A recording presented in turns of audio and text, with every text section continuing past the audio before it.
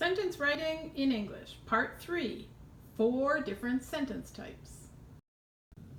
In English, we have simple sentences, compound sentences, complex sentences, and compound complex sentences.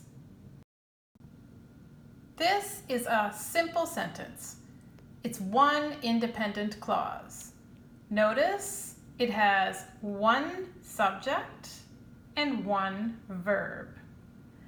But remember, subjects and verbs can also be simple or compound. So if we look at this example, Chester plays all day. Chester is the subject, plays is the verb. This is one independent clause, therefore it's a simple sentence. But what if I do this? Now it says, Chester and Blackie play all day. Well, here's the subject, here's the verb. This is still a simple sentence, even though it has a compound subject. I could also say, Chester and Blackie play and eat all day. Compound subject, compound verb, but I still have one simple sentence because it's one independent clause. So a simple sentence has one subject and one verb. Sometimes simple sentences can fool you. This one's pretty straightforward. The cat ate dinner. It's pretty clear that the cat is the subject and ate is the verb. Now look, the big white cat ate dinner. Well, it's still pretty clear that it's a simple sentence. But now look, the big white cat with green eyes ate dinner.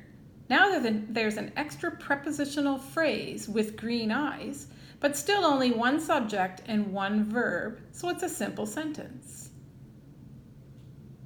Don't be fooled when it says the white cat with green eyes ate dinner from his bowl in the kitchen. It's still a simple sentence with one subject and one verb. And the last example looks so long you can't believe it's a simple sentence, but it is. The big white cat, with green eyes and white paws, ate dinner beside me from his bowl in the kitchen. There are a lot of prepositional phrases in this sentence, but it's still a simple sentence. A compound sentence is made of two independent clauses joined together by a fanboys coordinator. For example, Jack plays baseball and Jack plays golf. Here's an independent clause, here's an independent clause, and they're joined together by a fanboys coordinator, which always has a comma before it. Here's another example. Jack plays baseball, but he doesn't play tennis. Independent clause, fanboys coordinator, and don't forget your comma. And the last example, Jack doesn't drive, nor does he swim. Independent clause, joined by a fanboys coordinator with a comma in front of it. A complex sentence has an independent clause and a dependent clause. So you'll probably use a subordinator like because, or if, or since, or before to make one of your clauses dependent. Here's a complex sentence. Jack plays baseball after he eats dinner. Here is the independent clause, and here is the dependent clause.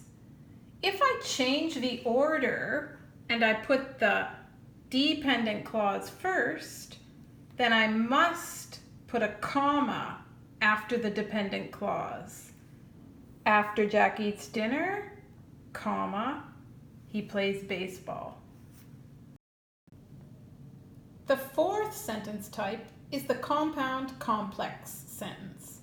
It has at least two independent clauses and at least one dependent clause.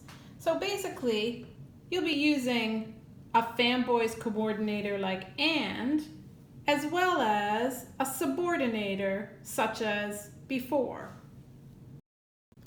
Here's an example of a compound complex sentence with two independent clauses and one dependent clause.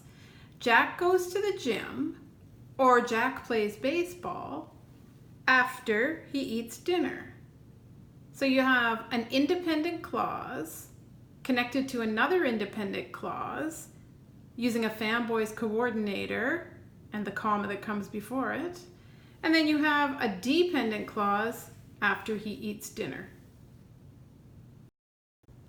Remember the four types of sentences in English: simple sentence, which is an independent clause; the compound sentence, which is two independent clauses joined by a fanboys coordinator; the complex sentence, a dependent clause joined to an independent clause usually; and a compound complex sentence, which has at least two independent clauses and one dependent clause.